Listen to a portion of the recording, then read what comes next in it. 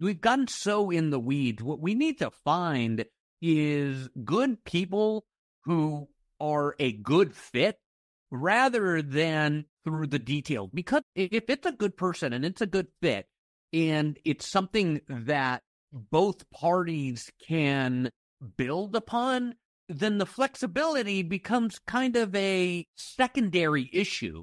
It doesn't become the primary issue. Oh, I need to work from home from Tuesday, Wednesday, and Thursday because I have childcare. It's not about that. It's about empowering the person to do whatever they need to do, to make that happen because it's such a good fit and because it is something that can integrate and propel the company in such a way. There are opportunities for our work and careers everywhere, if you know where to look. That's easier said than done, especially in our fast-paced and constantly changing world. Ann Faremouth is talking to experts, employers, and job seekers to bring you insight and understanding about what's possible. This is Career Can Do, where we're navigating the new work world. Welcome to the Career Can Do podcast, a top global podcast dedicated to helping you navigate the new work world. My name is Ann Faremouth. I'll be your host for this episode. And today I'm just delighted to have a guest on my show that I had the pleasure of hearing speak in Palm Springs. Nir Bashan is a Squeal Award-winning and Emmy-nominated entrepreneur who has worked in advertising and entertainment. He's done so many cool things, and he's worked with Hollywood and music stars like Woody Harrelson and Rod Stewart. But he's discovered some real interesting things that are very, very, I think, important for all of us to know about. And I've also read his book, The Creator Mindset, that I think is a book everyone in these times should take a look at. Because post-COVID, everything's changed. And this book has so many good suggestions and ideas and things we can all implement. So after that incredibly long introduction, without further ado, help me welcome Nir. Nir's hello, everybody. Hey, Ann, thank you for having me. This is great. I'm very excited. Well, we're thrilled to have you. And as I said, I was so impressed when I heard you speak at the NASPD conference in Palm Springs that I wanted to have you on the show because as a recruiter for so many years, things are so different now in the work world and beyond. I think what you bring out and what you discuss in your book are innovative ideas that all of us can benefit from. So tell me how you got into what you did and what you do and how somebody who's worked with Hollywood stars got into writing books.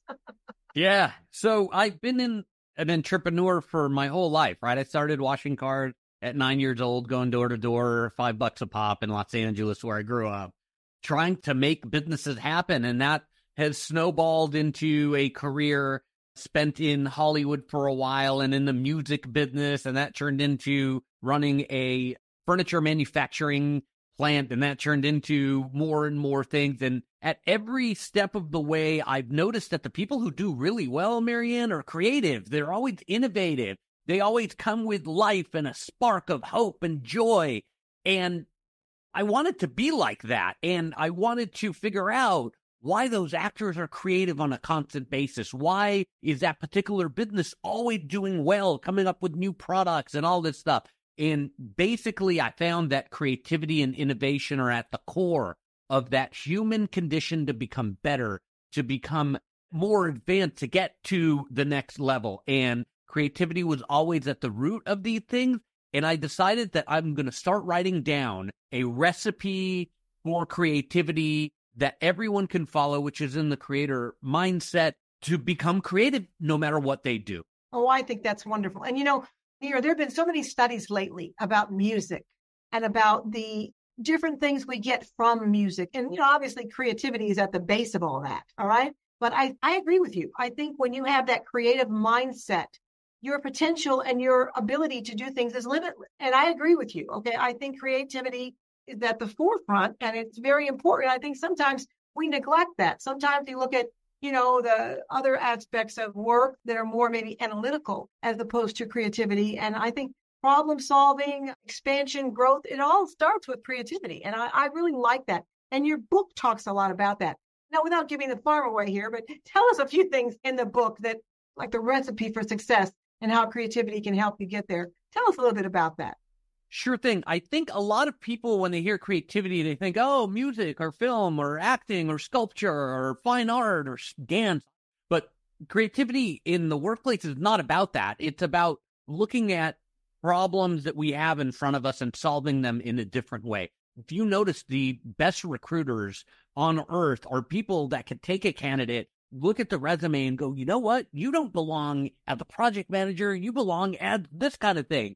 And boom, all of a sudden they get hired and everything goes really well. Why? It's because we've taken the time to look outside the box. It's more of a evolution than a revolution. This isn't trade in everything that you've ever done that works for you and now adopt some creative mentality and all this stuff. This is an additive on top of what you're doing today to give you that extra spark. One thing I talk about in the book is giving yourself some me time. We need to make time to become creative. It's a myth that you kind of, I shower every Tuesday night and I get an idea. Not about that. It's about making time every day. So I advise people through my keynote speaking and through my consulting to look at their calendars and put in time to become creative. And what ends up happening is if you do it on a regular basis, you will notice that the time that you've allocated out to become creative, it really does work. It really enables you to let your mind wander and come up with creative solutions. Everybody on earth was born creative. It is literally a part of our DNA. It's who we are. And as we get older, we let analytics and all this stuff cloud our vision. Analytics are great, but without creativity, we're never operating in balance. And we need to start to operate on a balanced level in order to achieve greatness. Oh, I agree so much. And it's interesting. When I interview somebody, I ask a question that I'm sure other recruiters think this is the craziest question. I say, if you had a magic wand and you could wave that wand and you could be anything you wanted to be, I don't care how outlandish it is, what would it be? Because what that tells me is what they're passionate about. All right. That tells me so much about that candidate. And, my claim to fame, I think, is longevity. I place people that stay a long time, and I think they stay a long time because they're aligned with their passion and interest. And I think the common denominator of that is creativity. Okay. If we only look at every single thing analytically, I think we're missing the boat. All right. And I'm so glad you've written this book because I don't think there's another one like that out there. I mean, I really enjoyed reading that book. It's just has so many good points in it. But, I think it's so interesting that you yourself, Nir, have had so many different careers. I mean, a furniture manufacturer, as opposed to somebody who's worked in Hollywood with movie stars. I mean, that's kind of a real different, kind of about two different things. How did that all happen? Was this creativity something that you had in your family that you learned as a small child, or your parents encouraged you to try different things? Or how did this all come about? Yeah, I get bored really easily. So I need constant simulation. And I like to throw myself into situations that I am purposefully uncomfortable. It's another thing that I talk about where I encourage people to put themselves in a situation where they're unfamiliar, right? Go to that conference that you always get the emails and stuff like that. And you're like, I'll go next year. Go to the conference. Yes, it's awkward sometimes. You don't know anybody. You're standing there. Put yourself in a situation where something different than the normal day-to-day might occur. And in those moments, you might be creative. So for me, I get bored really easily. I'm always hopping around. I happen to be like a masterful hirer. Like I've hired thousands of people over my career and they've done incredibly well. And I never hire on the resume, right? I myself never go, when I was working for others, I never would go for a job description that matched any of my background. I would sit down, get the interview, and talk to people in a way that got them to think, wow, this is cool. Yeah, this is a creative and a different and a thinking outside the box type of hire. Let's go with Nir. And that's how I got into the furniture business. I literally applied for something that I had no business applying for, but I knew that I could do because I bought a different and a more innovative way to look at it. That's how I got into advertising too. I was writing scripts in Hollywood and I had a friend at an agency. He said, come in one day and let's see kind of what happened. And, it was horrible and it didn't work. But then he knew that I might be good for something else. And I told him, yes, I'll apply. And I applied. And all of a sudden I ran agencies for 8 years. And that's kind of how that happen. It's all about our comfort zone. And occasionally, Marianne, I think we got to get outside of our comfort zone in order to realize great success. I agree. I think if you stay in your comfort zone, you're limiting yourself. Okay. It's safe, it's secure, but you're limiting yourself because once you get out of that comfort zone, and even if you get out of that comfort zone and fail, you're going to learn something. All right. You're going to learn. So I am exactly with you. And I think it's important, yes, for the candidates to be creative. But on the other side of the fence, these days, Nir, what's really important now are for these employers to be creative, for these employers to look outside the box, all right? Because right now we have an unprecedented talent shortage. When you have a talent shortage, all right, you have to not look for every single box checked.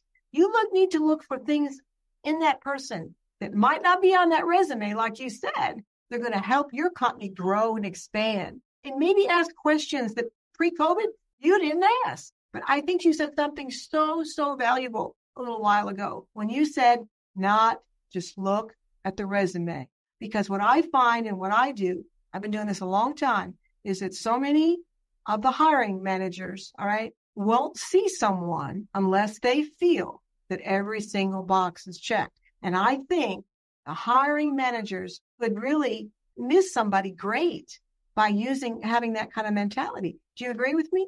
100%. And there's one great untapped pool of talent that hiring managers and people in HR should be well aware of, and that is the U.S. military. We have some of the best people on God's green earth coming out of the military with a resume that has something completely not to do with what you're doing, but they have incredible discipline. They just need a chance. And I have been fortunate in my career, and I don't know if you have, Marianne, like helped people kind of adjust more to a civilian life, but some of the best people I've ever hired in my career have been U.S. military background. Okay, ditto. I agree with you. And when I see a resume where someone has been in the military, I am so excited, and I make a big deal about it when I do my presentation, because like you said, those people have a sense of discipline. Those people know about structure. Those people know about respect. There's so much they learn in the military that they can bring in to the workforce. So I agree with you, all right? And I think sometimes employers are hesitant, and they shouldn't be, because they're getting a diamond in the rough. They're getting someone that's bringing a skill set to them that's so valuable. So I'm so glad you brought that up, because I think that area is important. Also, I think sometimes, especially during COVID, when we see a resume that maybe the tenure isn't like it was a long time ago. Maybe they don't have 10 years on one job or 9 years on another or 6 years. Maybe they've had a few, jobs in the last 4 or 5 years. But I think in some ways, sometimes it's because of COVID, but also sometimes it's because they are creative and they haven't found the right job and they haven't found the right boss. Right now, Nir, it's not just about here's a great candidate, here's a great boss. It's like we got to put them together. We got to not only look for skill set compatibility, but people compatibility. All right. As I said, I'm proud of this. All right. I'm really proud that one of my claim to fame is longevity. My placements last, but I think they last because we are aligning the people with their interests, their passions, and also the right culture fit. There's all this talk right now about remote, hybrid, working from home. A lot of the clients I work with don't want to do that. They want them in the office. So I think in some ways we got to give on both sides, right? Maybe the clients, the hiring people have to be a little more flexible. Maybe the candidates have to be a little more flexible, because I think at the end of the day, you can learn being in an office with people, but at the same time, maybe occasionally at home isn't so bad either. Yeah, I think it comes from a position. I've literally hired more than 1,000 people in my career. And McGraw-Hill, when I published the book, made me count. And so I went into my filing cabinet and I was like, really? How do you count how many people you hired? They're like, you can't print anything that ain't true. Like, you can't do it. So I said, okay, cool. So I'm going through and I literally went and calculated it.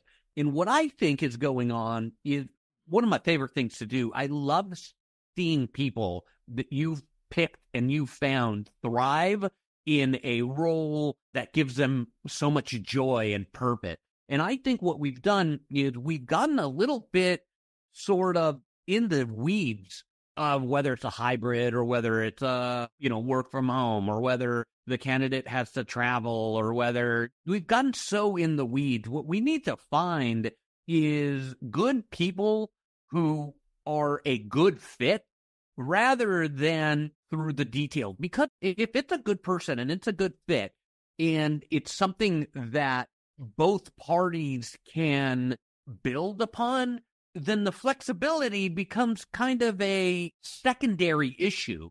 It doesn't become the primary issue. Oh, I need to work from home from Tuesday, Wednesday, and Thursday because I have childcare. It's not about that. It's about empowering the person to do whatever they need to do, to make that happen because it's such a good fit and because it is something that can integrate and propel the company in such a way. That kind of thinking takes creativity. Any analytical view is, we got to dig down into the specifics and make sure that this person's available for that Monday group meeting, which is in person at the office every Monday, and, this and that and the other thing. I think both sides have to give a little bit. The employer has to say, you know what, cool, let's have that meeting online. It is what it is. It's changing time. And if that means acquiring better talent that's going to get the company where it needs to go, we need to do that. And the employee needs to say, okay, cool, I got to come in like 2 days a week or whatever it is to make it happen. I think when both sides kind of come together, we have an incredible workforce. Oh, I agree with you. And I think too, I tell these candidates when they come into me, when you interview, all right, and you don't have every single thing that they're looking for on this job description, you need to be honest and true, but you need to present it like this. Mr. Employer, I don't have this or that, but let me tell you what I do have. I know people who know people, all right? So I can tap into those resources and bring those to you. But also, I'm the kind of person that if I don't know it, I'm going to do everything I can to learn it. And I'm going to take it upon myself to learn this important aspect of this job and bring it to you. I think as long as they're honest and true, but they come across with that attitude that they're going to do whatever it takes, I think you got a good person here. 100%. And that takes some creativity, right? If you're looking for a perfect candidate, Marianne, it doesn't exist. And I've hired, again, a lot of people. It does not exist. There is nobody on paper who will ever fulfill every single checkbox that you have, ever. Don't hire anybody, fold up the business, you're done. Instead of doing that, you got to get a little bit more creative and talk to the person and figure out how they might fit. And as a candidate, you got to tell people what's going on. You got to tell them the truth. It's like the latest thing is gaps in employment history, right? There's a 2-year gap. Everyone freaks out. Oh, what were they doing for 2 years? They don't know the market anymore. And, it's like, yeah, dude, they had a kid, right? They had to take care of a sick parent.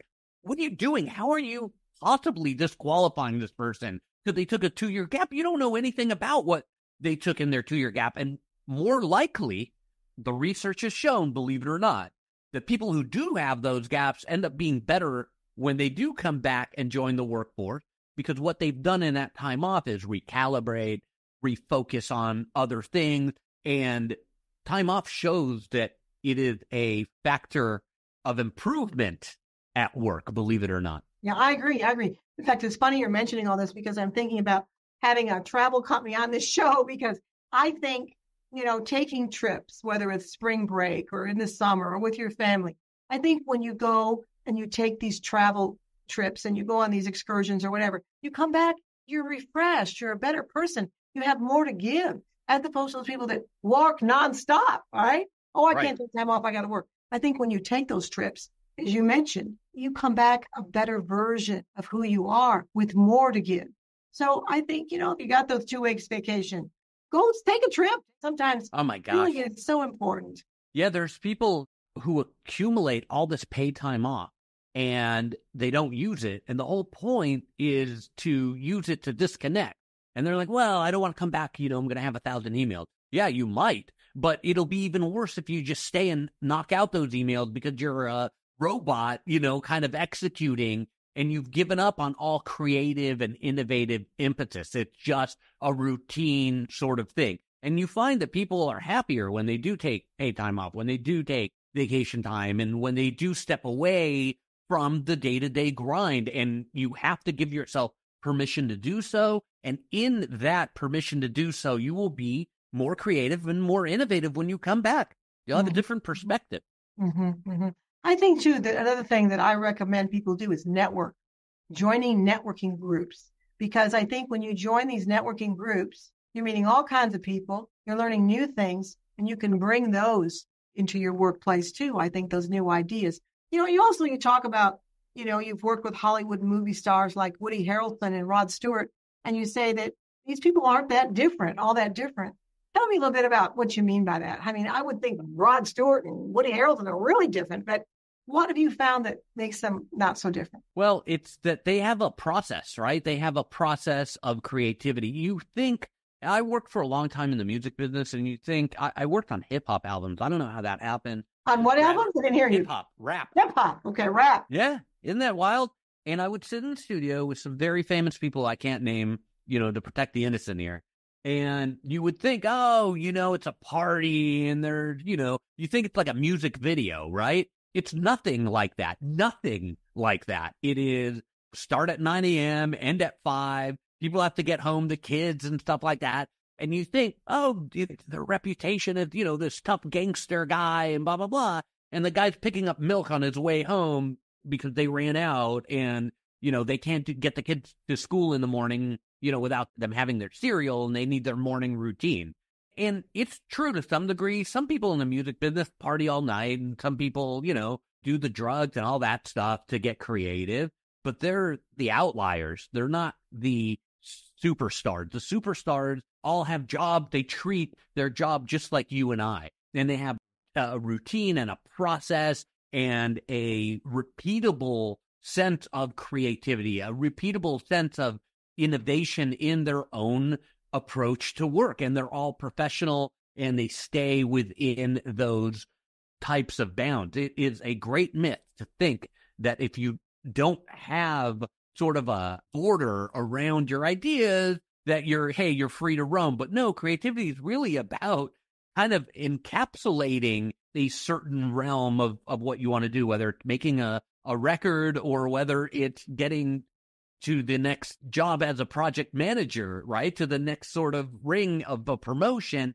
It's all about getting really good within that sandbox and occasionally lobbing over ideas that are outside the box to get to where you want to go. So those people that I've worked with, hundreds of actors and famous musicians, have a repeatable and sort of a repeatable process to become creative. Mm-hmm. They're just like you and me. We show up, we go to work, we do our thing, we go home, we take time off. They do exactly the same thing.